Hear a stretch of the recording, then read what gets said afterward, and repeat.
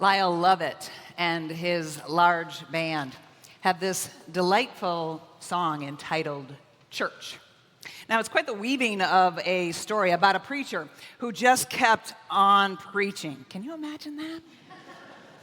Because he had just one more thing to say. Now, when the preacher did this, the story goes that people began to get nervous, and they also started to get hungry as the sermon continued. Eventually, all that they can think about is the beans and the good cornbread that is awaiting the crowd. It is a soloist and the choir that eventually turn the tide of worship, and they break out singing this: "To the Lord let praises be. It's time for dinner now. Let's eat." We've got some good cornbread, we got some beans and some good cornbread. Now listen to what the preacher said. He said, "To the Lord let praises be. It's time for dinner now. Let's go eat." Now, I'm not giving y'all any ideas, because choir, I know you're still out there. You may not be up here in the chancel with me today, but I know you're still out there, so I'm not giving you any ideas about bursting into song, but it could be an interesting day if that happened. But it is a delightful story, and I invite you to listen to the song after church. The trouble with eating is that you always get hungry again. At times it can seem like the preoccupation of the day.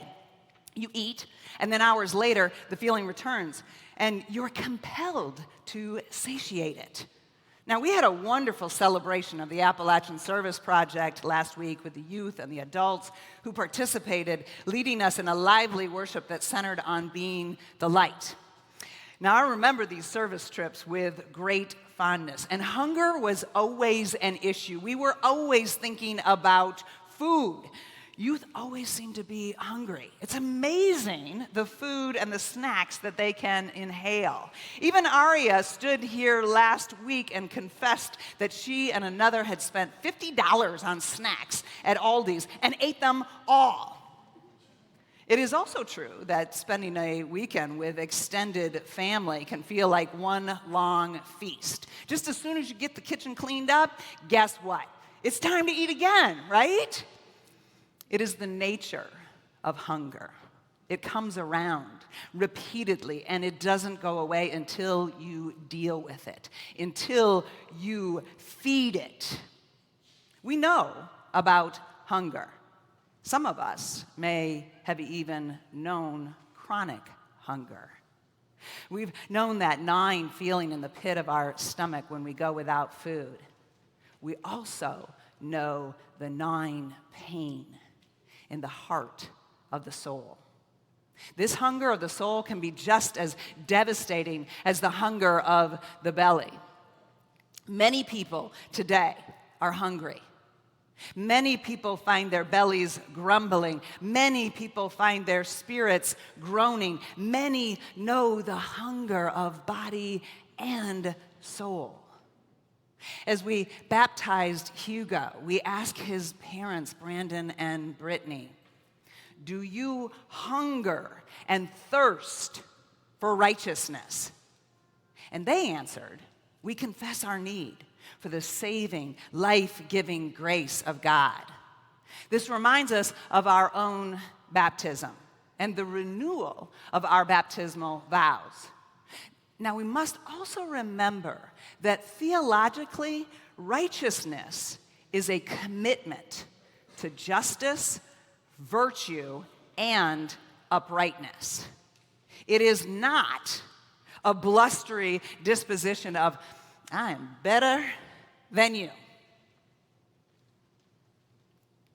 The gospel writer Luke tells us there was a rich man who was dressed in purple and fine linen and who feasted sumptuously every day. And at his gate lay a poor man named Lazarus, covered with sores, who longed to satisfy his hunger with what fell from the rich man's table. Even the dogs would come and lick his sores. Lazarus is hungry. The rich man, in his fine purple clothing, sitting at his table with a feast, is desperately hungry. This story of the rich man and Lazarus highlights the stark contrast in their lives and raises important questions about our own hunger for God's presence and our responsibility to those in need. This story also begs the baptismal question: do we hunger and thirst for righteousness? Hunger, in its many forms, goes far beyond the basic need for food. It encompasses the deep-seated fears and desires that influence our behaviors and choices. Now, we often shield ourselves from vulnerabilities with layers of comfort and control, creating barriers much like the rich man's gate that isolates him from the world beyond. This gate symbolizes not just wealth, but also emotional defenses that prevent us from experiencing true connection. True connection and fulfillment. At the heart of our existence lies a profound hunger, not necessarily for material possessions, but for meaningful relationships and shared experiences.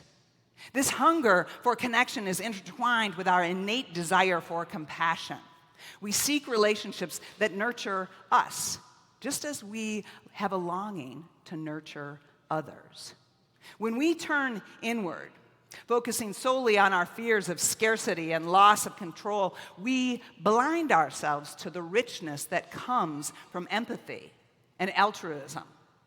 The rich man may appear to have everything that he desires, yet he is paradoxically starving for something more essential: faith in humanity, in compassion, and in the value of shared experiences.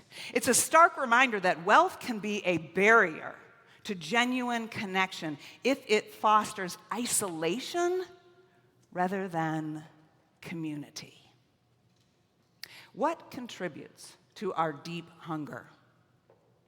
Do we allow fear to dictate our actions, causing us to retreat off into our own fortress?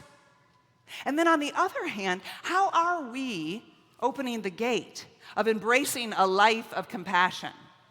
This might mean reaching out to others, sharing our own vulnerabilities, and actively participating in the lives of those around us. In a world that often prioritizes individual success over communal well-being, tapping into this hunger for compassion can lead to transformative experiences, both for ourselves and for others. By recognizing our shared humanity and fostering connections, we can begin to alleviate the deeper hunger that lingers within us all.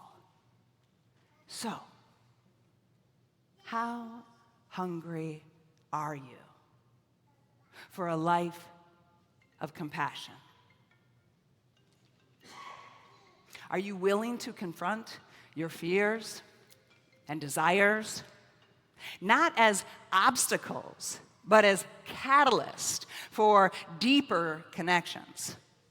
The journey towards compassion begins with acknowledging this hunger and then taking steps to nourish it.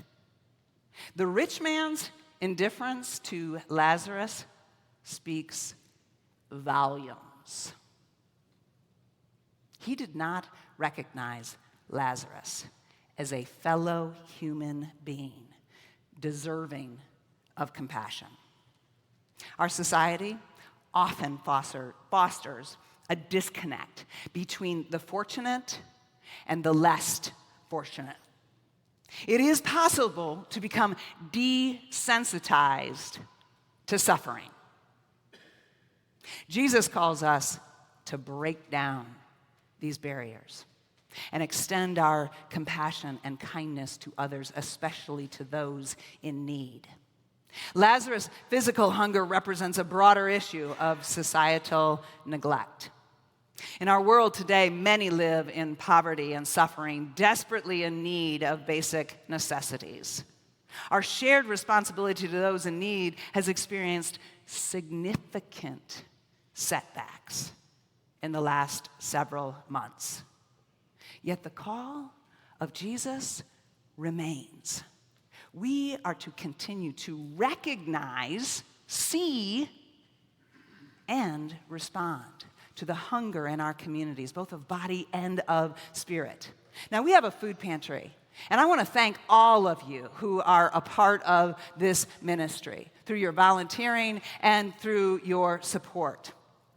And yet, this parable reminds us that deep hunger does not simply just go away, especially when assistance is eroding.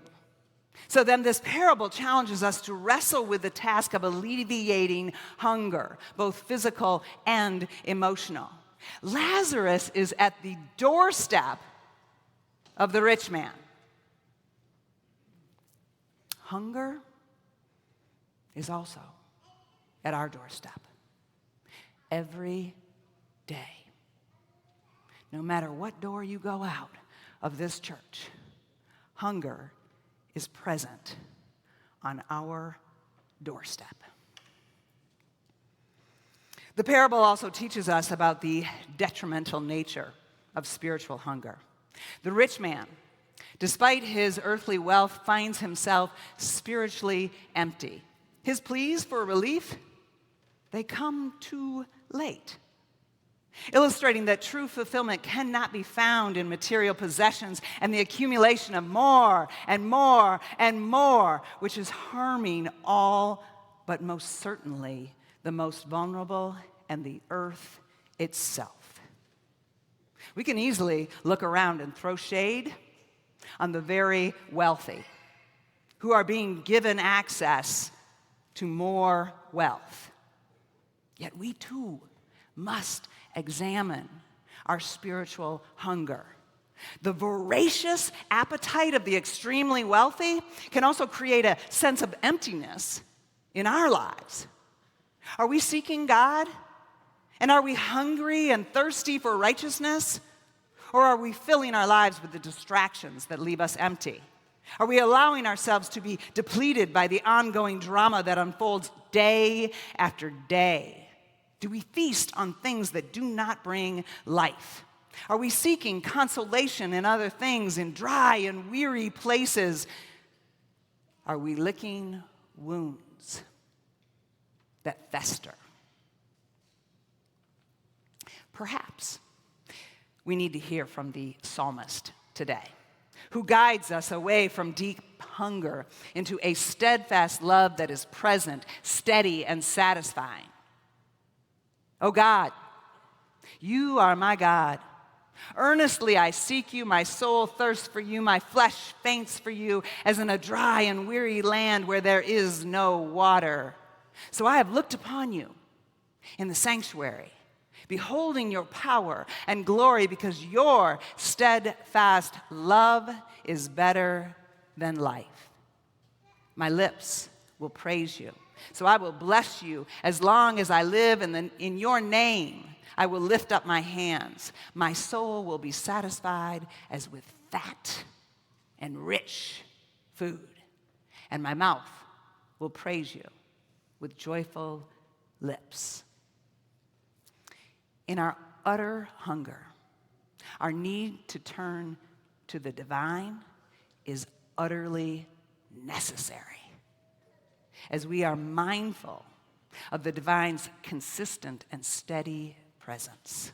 We must listen for the words that bring life and fill ourselves with a feast of love so that we are nourished. Our deep hunger is satisfied as we return to God. Our soul is offered a feast each time that we choose steadfast love rather than the feast of despair that is being offered to us.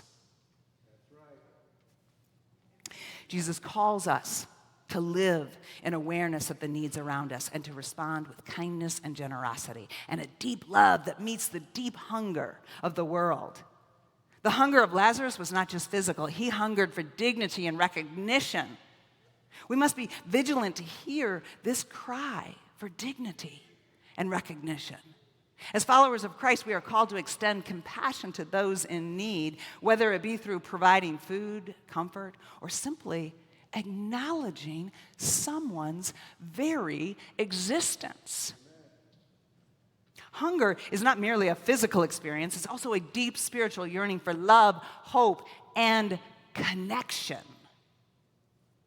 As Jesus followers, we choose to risk the urgency of hunger because we know the reward can be profound for all. Henry Nouwen has written this about the risk of deep hunger and deep love. He writes, "Do not hesitate to love, and to love deeply. You might be afraid of the pain that deep love can cause.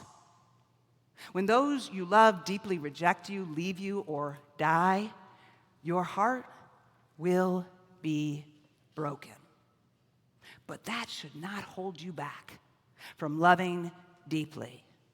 The pain that comes from your deep love makes your love even more fruitful. It is like a plow that breaks the ground to allow the seed to take root and grow into a strong plant. Every time you experience the pain of rejection, absence, or death, you are faced with a choice. You can become bitter and decide not to love again.